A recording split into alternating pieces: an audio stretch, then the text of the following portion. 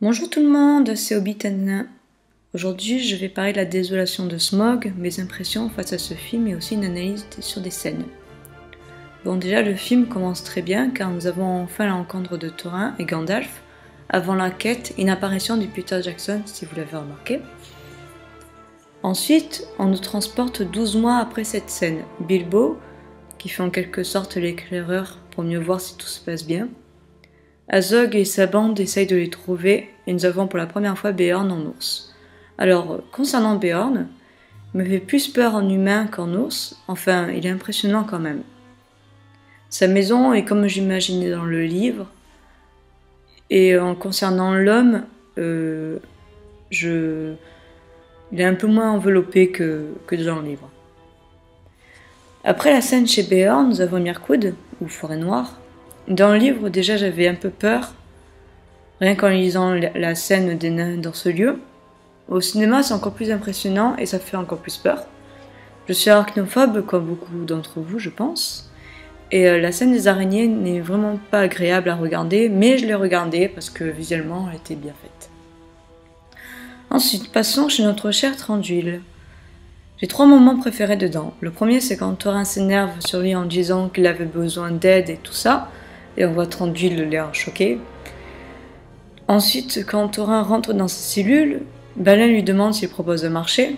Enfin, si Thranduil propose de marcher. Thorin lui dit des mots en nain qui n'ont pas l'air très charmants. Ce sont des insultes, je pense. Et Balin lui dit comme ça, c'est réglé. J'ai rigolé toute seule dans la salle, mais ça m'a fait bien rire. Et le dernier moment magistral, c'est avec notre Hobbit qui ouvre la trappe pour les tonneaux, sauf qu'il n'a pas pensé à un tonneau pour lui. Enfin, j'aime beaucoup la façon que Martin Freeman montre qu'il est dans le pétrin. Ensuite, en parlant des tonneaux, je pense que la scène des tonneaux, déjà, pourrait faire un excellent jeu d'attraction à Warner, mais passons ce détail.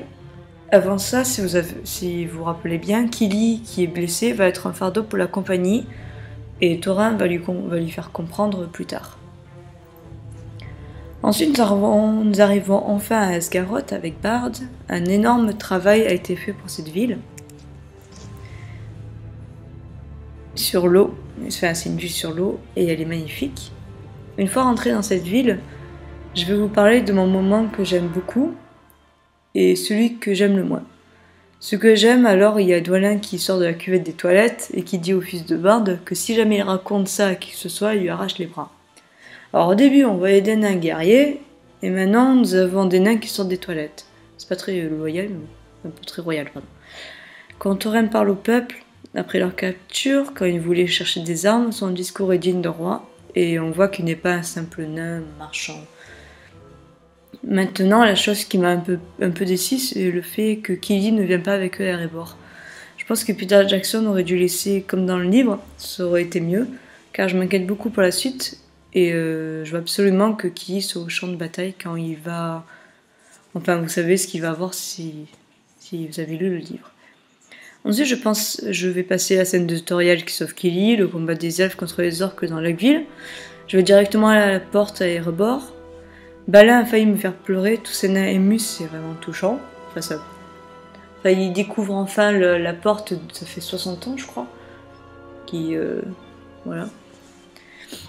La scène avec Smaug, j'ai eu beaucoup d'émotions en le voyant et je pense ne pas être la seule. Nous l'avons enfin en vrai, je pense que dans le deuxième Hobbit, la scène avec Smaug, donc du moment où Bilbo rentre dans le royaume jusqu'à ce que Smaug parte à Esgaroth, ce sera vraiment ma scène préférée.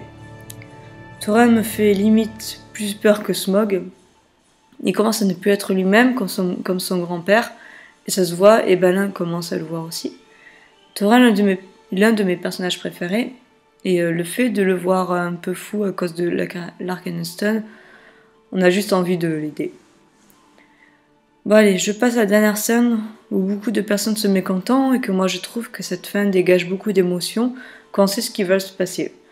Pour les gens qui n'ont pas lu le livre, si Peter Jackson avait continué la lancée de Smaug quand il vole vers Lackville, le film aurait duré 4-5 heures je pense.